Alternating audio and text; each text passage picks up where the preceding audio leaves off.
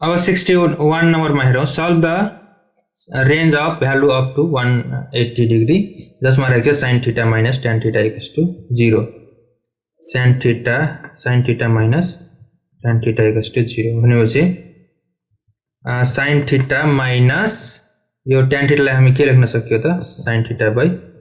cos θ लेख्न सक्यो equals to 0 अब LCM cos θ लिँदाखेरि equals to 0 लिँदाखेरि के हुने भयो त sin θ cos θ minus sin θ हुने भयो त्यसैगरी यो cos θ जुन छ यो राइट साइडमा पठाउँदा के बाँकी बस्छ त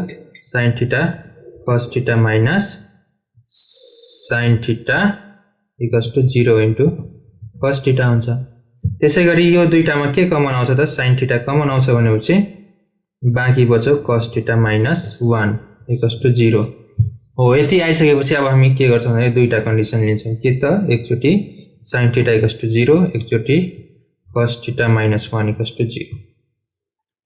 किन भन्दाखेरि sin θ लाई यता पठाउँदा 0 हुन्छ cos θ minus 1 लाई यता पठाउँदा 0 हुन्छ त्यही भएर हामी दुईटै कन्डिसन लिन्छौं sin θ equals to 0 भनेको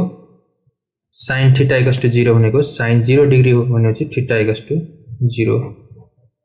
यता cos θ यो प्लस अर्को साइड जाँदाखेरि 1 हुने भयो cos 1 भनेको cos θ equals to के हुन्छ त cos 0 डिग्री 1 भनेको कति हो त 0 डिग्री हो त्यही भएर θ equals to 0